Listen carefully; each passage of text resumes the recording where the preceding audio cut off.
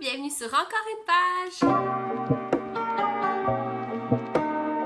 Aujourd'hui, on se retrouve pour le fameux Mid-Year Freakout Book Tag. Donc, je prends la version de Maps Booktube qui est Je suis zen, c'est la mi-année livresque. C'est une vidéo très originale que j'ai envie de vous partager aujourd'hui sur le bilan de la première moitié de 2020, où j'en suis dans mes lectures, comment ça s'est passé, qu'est-ce qui m'a marqué, c'est ça. Fait que sans plus attendre, je vais commencer avec certaines statistiques. Au début de l'année, je m'étais fixé un objectif Goodreads de, je crois, 75 livres. Puis, à quelque part au mois de mai, j'étais vraiment en avance là, sur mon défi. J'étais rendue autour de 50. Fait que là, j'ai décidé de l'augmenter à 100 pour que ça soit plus challengeant. Et en date d'aujourd'hui, en fait, j'ai pas compté mes lectures du début juillet. Au 30 juin, j'avais 63 livres lus. Que je suis quand même assez fière de moi parce que ça va très bien. 63 livres lus, c'est 13 678 pages au total. Parce que moi, comme vous devez commencer à comprendre, je lis beaucoup de BD quand même. Puis c'est sûr que ça se lit plus rapidement, fait que mon nombre de livres peut augmenter. Mais c'est ça, là-dedans, il y a beaucoup de BD. Autre statistique, le 2/3 de mes lectures, soit 42 livres, c'est écrit par des femmes ou des personnes non-binaires. J'ai lu 19 livres qui étaient empruntés, c'est-à-dire 30% de mes lectures. Je sais pas pourquoi je me suis mis à compiler cette donnée, mais on dirait que pour moi, c'est important de voir que, je sais pas, tout mon argent va pas juste dans ma passion de lire des livres, puis aussi que tu sais, c'est quand même la façon la plus écologique de consommer la littérature, c'est de prendre un livre et d'aller le retourner. Fait que, en tout cas, j'aimerais ça le voir un peu augmenter, mais tout mars et tout avril, j'avais pas vraiment le choix de lire des livres achetés, même mai, parce que les bibliothèques étaient fermées puis je lis pas en numérique. Ensuite de ça, j'ai lu 48 livres québécois et ou canadiens, là, fait que là-dedans, il y en a 5 qui ne sont pas québécois, mais sont canadiens.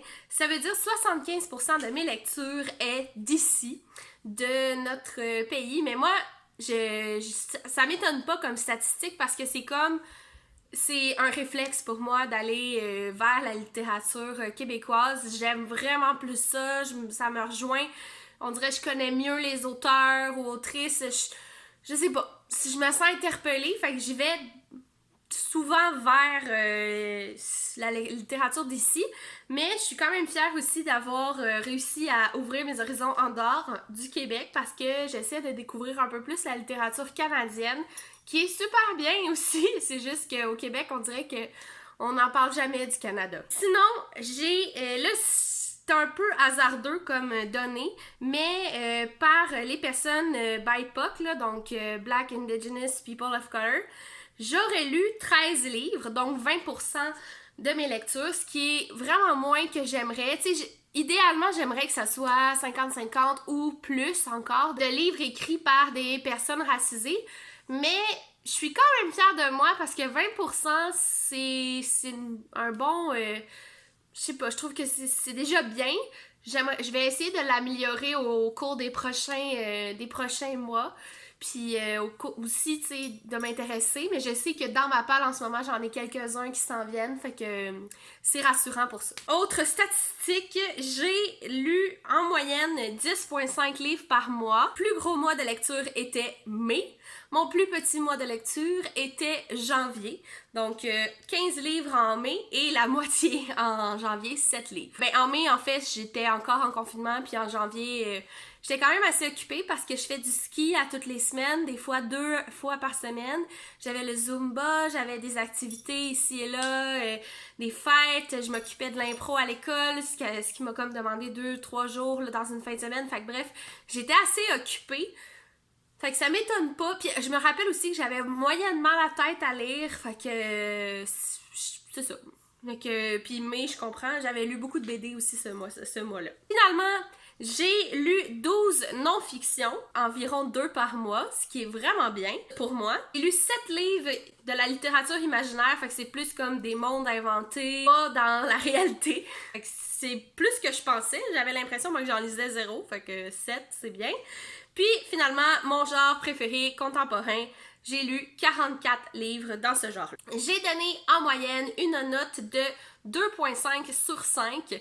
J'ai fait ce qui m'impressionne parce que j'avais l'impression d'avoir vraiment fait des bonnes lectures cette année, mais je crois que c'est des lectures qui sont de correct à bien, mais j'en ai quelques-unes extraordinaires, mais c'est ça. 2.5, j'ai eu des grandes déceptions, faut croire. Finalement, les challenges, parce que je m'étais dit, je veux pas trop en faire, je veux me laisser porter par les saisons. Finalement, j'en ai vraiment fait beaucoup. L'année a commencé, j'étais encore dans le Cold Winter Challenge. Donc, j'ai fait quelques lectures pour ça. J'ai arrêté comme mi-janvier parce que ça me parlait plus.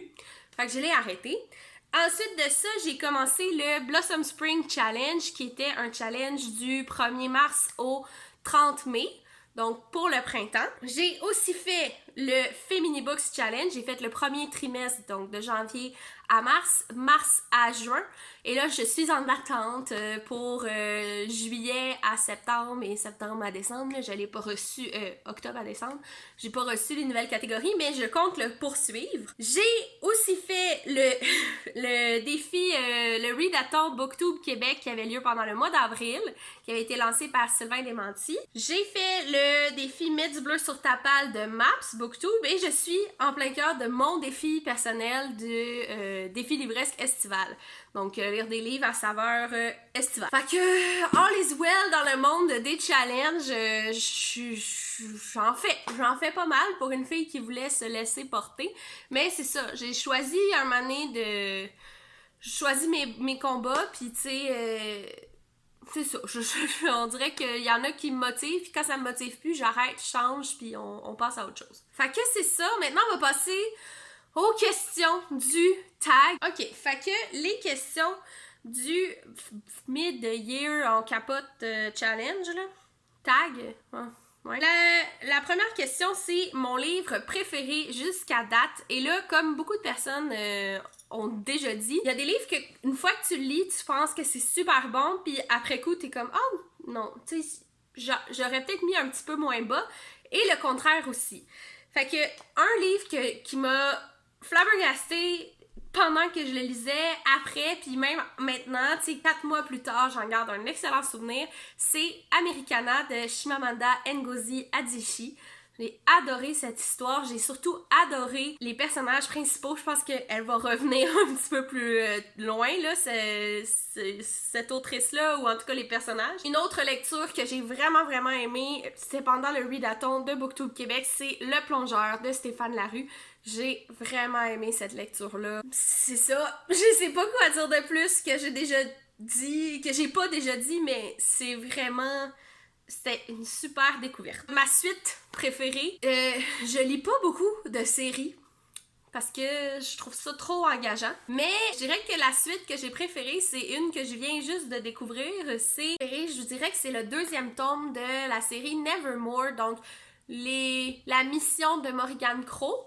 Le Wanderer. En tout cas, je sais plus trop, il y a comme un titre, un sous-titre, puis un titre de tome, là, fait que je sais plus trop qu'est-ce que je dois dire. De Jessica Townsend. J'ai vraiment aimé cette lecture-là. C'était une super suite. J'aurais aussi pu dire la suite de la série La Bête, parce que je suis d'accord que le 2e tome, c'était possiblement le meilleur. Non, c'était vraiment le meilleur des 3. Fait que ça pourrait être ça aussi, mais tu sais, c'est pas nécessairement... la question, c'est pas nécessairement le 2e meilleur tome, c'est juste la meilleure suite de série. Fait que j'opte pour Nevermore, le tome 2. Une nouveauté qui me fait envie pour... Je sais plus où j'ai pris mon tag. Je pense que j'ai pris le tag de Am Literarum, là, les questions. Les nouveautés qui me font envie... mais que j'ai pas eu le temps de lire, c'est Anan de Lily Boisvert. C'est un récit de fantaisie, je crois, féministe. Lily Boisvert, je l'aime vraiment d'amour. Ça a été publié, je pense, genre début juin ou fin mai. Puis j'ai vraiment envie de découvrir cette univers-là. C'est vraiment pas un roman normalement qui me parle, mais parce que c'est Lily Boisvert, j'ai le goût de l'essayer. Une sortie qui me fait envie pour le reste de 2020, ben je vais dire comme Hello Kimi, Alice de Patrick Sénécal qui est adaptée en BD. J'ai aussi vu l'entrevue pendant le festival de la BD, qui était comme numérique, là. Puis ça m'a tellement donné hâte à ce tome-là, puis j'ai vraiment envie de replonger dans cet univers-là pendant l'automne, fait que c'est une sortie que j'attends avec impatience. C'est pas mal la seule, parce que je guette pas les sorties, puis on dirait que c'est pas quelque chose qui me donne plus envie d'avoir un livre, c'est parce qu'il est à paraître, là, c'est genre non, j'attends que les gens l'aient lu avant de me laisser influencer à le lire ou pas. Cinquièmement, ma plus grande déception, j'ai hésité, mais honnêtement, je vais dire L'allégorie des truites arc-en-ciel de Marie-Christine Chartier, publiée chez Urtubise. Je pense qu'il y avait tellement de gens qui l'avaient aimé, ce livre-là, puis j'ai pas vraiment pris le temps de... Ce qui est étrange venant de moi, parce que normalement, j'ai un recul, puis je suis capable de comme analyser si ça va me plaire ou pas, ou tu sais, d'ajuster mes attentes, mais là, comme, je me suis fiée aux avis des autres, puis ça l'a pas fait pour moi. Genre, je suis pas une fille de romance, comme, en tout cas pas de ce type-là. Puis je trouvais ça un petit peu quétaine, un petit peu prévisible. Puis je sais pas, je pense que j'avais vraiment plus d'attentes qui ont pas été comblées. Fait que ça a été une déception pour moi, mais je pense que c'était aussi pas mon style. Fait que ça veut pas dire qu'il est pas bon, là. Genre, ça veut juste dire que c'est ça. Si vous avez l'impression de correspondre à 100% avec mes goûts littéraires, puis que vous l'avez pas lu, ben je vous dis, vous allez probablement pas l'aimer. Mais sinon, tu sais, je sais que les goûts, ça se discute pas, puis c'est ça. C'est pas un mauvais livre, c'est juste pas pour moi. Ma plus grande surprise, c'est la BD Cet été-là de Gillian Tamaki. C'est une BD que j'ai lue, en fait, c'est la dernière lecture qui a compté pour le milieu, ce tag-là. Je sais pas, j'avais pas vraiment d'attente, puis ça m'a rentré dedans. J'ai tellement aimé ça, on dirait que j'ai encore des flashs. J'étais transportée dans l'histoire. J'ai adoré cette lecture-là. Puis, tu sais, il y en a eu plein, là, des lectures surprenantes. Fait que ça a été ça aussi un choix que j'ai dû faire. Mais celle-là, comme c'est récent, puis que ça m'habite encore, ben on dirait que j'ai envie de la nommer pour la catégorie, là. Tu sais, j'ai vraiment aimé cette lecture-là, puis je m'y attendais pas à autant triper. 7. Mon nouvel auteur préféré pour moi, en fait, je vais nommer David Goudreau. Parce que je l'ai découvert en 2020, il n'est pas nouveau pantoute, mais j'ai envie de lire ses autres romans et aussi sa poésie. Parce que je sais qu'il en écrit, puis on en parle un peu moins, mais ça doit être bien. Puis sinon, une autrice que j'aurais envie d'approfondir ma connaissance, ce serait Amélie Panton, que j'ai découvert dans Comme une chaleur de feu de camp. J'ai vu qu'elle avait publié d'autres romans, dont Petite Laine. En tout cas, je me suis fait une petite liste là, pour le 12 août, j'achète un livre québécois, puis j'aimerais vraiment l'encourager puis découvrir un petit peu plus sa plume parce que j'ai beaucoup aimé ce qu'elle a fait dans Comme une chaleur de feu de camp. 8. Mon nouveau fictional crush. Moi, je crois pas vraiment à ce concept, mais je vais dire Ifemelu d'Americana. Genre, cette fille, je la veux dans ma vie, elle était trop cool, trop... Genre, j'avais vraiment l'impression qu'on était amis pendant que, genre, j'étais plongée dans le livre. Puis, je l'aime d'amour. Genre, je le prends pas dans le sens de crush amoureux, là, parce que c'est ça, je l'ai pas vécu. Puis, je le vis jamais, ou en tout cas, ça fait des années que ça m'est pas arrivé de tomber en amour avec un personnage fictif, là. Mais... Femelu, ça a été vraiment une connexion, là, j'ai senti quasiment, j'aurais envie de dire humaine, là. J'avais vraiment l'impression qu'on connectait, mais tu sais, c'est con parce que c'est moi qui connecte avec des mots, là, mais je l'ai vraiment aimé, ce personnage. Mes nouveaux personnages préférés, ben, je vais devoir nommer des personnages qui viennent de La Pitoune et la Poutine de Alexandre Fontaine-Rousseau et Xavier Cadieux, notamment le narrateur qui n'a pas de nom, qui est comme le petit castor ici, puis Joe Monferrand qui a pas tant de personnalité autre que celle que le narrateur lui donne. Ben oui, il y a une personnalité, mais je veux dire, c'est rare qu'il parle vraiment, genre, c'est plus le narrateur qui décrit qu'est-ce qui se passe. Mais j'ai adoré ça. J'ai adoré, ah oui, le chef Castor, ses ennemis qu'il rencontrait, les villageois. Genre, j'ai aimé les personnages. Je trouvais qu'ils étaient bien construits. Puis, tu sais, dans le dessin, puis dans l'approche, on avait l'impression que ce serait plein de stéréotypes. Puis quand il venait le moment où l'action se passait, ben c'était le contraire. Fait que je sais pas, j'ai vraiment aimé ces personnages-là. Puis j'aurais aimé avoir encore quelques pages pour rester plus longtemps dans cet univers-là de La Pitoune et la Poutine. Le livre qui m'a fait pleurer, c'est la BD Copines et Copines de Kim Mounès, Tammy Verge puis Marie-Chantal Perron.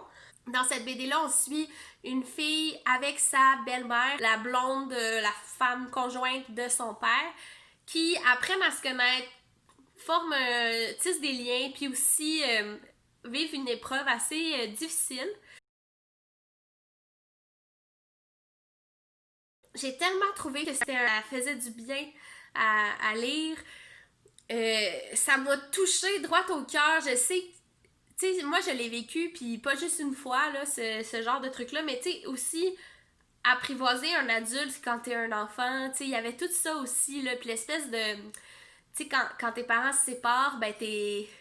Il y a plein de choix qui deviennent... qui te sont imposés, puis il y a plein de situations que t'es obligé de vivre, puis essayer de débrouiller dans la vie, là, tu sais, je veux dire, t'es obligé à quelque part de bien t'entendre avec cet humain-là que t'as pas choisi, parce que tu veux que tes parents soient heureux, puis tu vas pas passer ta vie à t'obstiner avec quelqu'un, là, tu sais, t'es comme, il y a une espèce de résignation, puis ça vient aussi avec une ouverture, souvent, puis en tout cas, je sais pas, ça m'a touchée. Que je recommande Copines et Copines si vous avez envie de... si ces thématiques-là vous intéressent, puis si vous êtes cœur sensible comme moi. Question 11. Le livre qui m'a rendue joyeuse. Ça m'a pas pris vraiment de temps avant de le trouver. C'était Les Petites Choses de Anna Roy. Ça a été comme un baume sur mon cœur. J'étais très stressée pendant la période où je l'ai lu, puis c'est tellement super, c'est trop cute comme livre, ça fait du bien. C'est toutes des petites choses qui rendent heureux, fait que ça se fit super bien dans la catégorie. J'en ai déjà parlé ailleurs sur ma chaîne, fait que si vous voulez un avis plus complet, je vous mettrai tout ça en barre d'infos, mais c'était une super lecture feel good. Le plus beau livre que j'ai lu, c'est un livre que j'ai choisi, non, ben aussi pour sa beauté de couverture, pour la beauté de ses illustrations, fait que là vous vous doutez que c'est une BD dont je vais vous parler, mais aussi parce que c'est un livre qui traite de la beauté, genre de l'apparence physique, puis je trouvais que le message était très positif et en même temps très crève-cœur. Ça aussi, ça m'a fait pleurer, mais c'est parce que c'était proche de la réalité, de ma réalité. C'est La Grosse Lettre de Marie-Noëlle Hébert. C'est une super BD. J'ai pas envie de trop en parler parce que je l'ai déjà fait, mais c'était tellement beau. A l'air d'être fait au genre de fusain, je sais pas trop là, mais en tout cas c'est vraiment, je suis pas bonne en plastique là, mais je l'aimais, puis je l'aimais la couverture toute douce, le fait que ça a l'air d'être comme un truc d'école quasiment là, mais en tout cas je le trouve très beau ce livre là, puis pour tous ses aspects. Un livre que je veux absolument lire d'ici 2020, T1. Ouais, c'est vrai, 2021. J'ose pas en nommer un parce que j'ai pas envie de me le mettre comme une obligation. Mais disons que j'ai les livres du tag 100% bleu à lire. Il me reste 2 pièces de théâtre dans Le Sang des promesses à lire. Il me reste Darlene de Noémie D. Leclerc, Drama Queens que j'ai déjà lu, fait que si jamais j'ai pas le temps, c'est pas la fin du monde. Puis L'odeur du café. Fait qu'il m'en reste 5. J'en ai lu 3 sur les 8 que j'avais de recommander. Comme je l'ai déjà mentionné, j'aimerais poursuivre le Féminibooks Challenge. Donc, j'anticipe 18 lectures féminines, féministes à venir dans les prochains 6 mois. Il y aurait aussi le Pumpkin Autumn Challenge que j'aimerais refaire cette année parce que c'est le premier challenge que j'ai fait l'an dernier. Puis j'ai vraiment aimé ça, fait que là, j'ai envie de le refaire, tu sais, j'ai pensé à des livres qui pourraient fitter dans certaines catégories. Puis, à part ça, j'ai toujours mes défis personnels, donc 12 catégories que je pige, puis 12 maison d'édition avec le fil rouge. Donc, ça me fait 24 lectures québécoises que je fais pendant l'année 2021. Fait qu'il y a celles-là qui s'en viennent.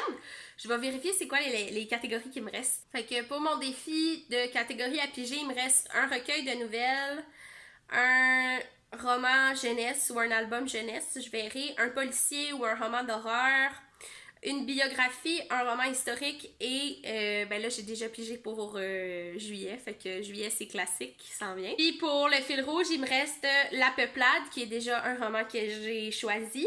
Cheval doux, La courte échelle, à lire, Remis ménage et ma maison d'édition préférée, fait que ça risque d'être Pow Pow parce que je les aime trop, ou Ta mère, un des deux. Je verrai rendu là.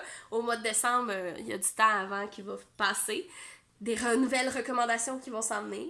Donc, j'espère que vous avez apprécié ce mid-year freak-out, pas freak-out book tag. Moi, j'aime vraiment ça, faire des bilans. Genre, c'est comme un truc que j'aime faire avec mes proches, là, tu sais, ah, t'es rendu où, nanana. Comme, j'aime synthétiser, puis revenir sur les trucs, puis analyser, puis gna gna gna. Puis, ben, c'est ça. Sur ce, je vous souhaite du succès dans vos projets et dans votre vie, et on se revoit très bientôt.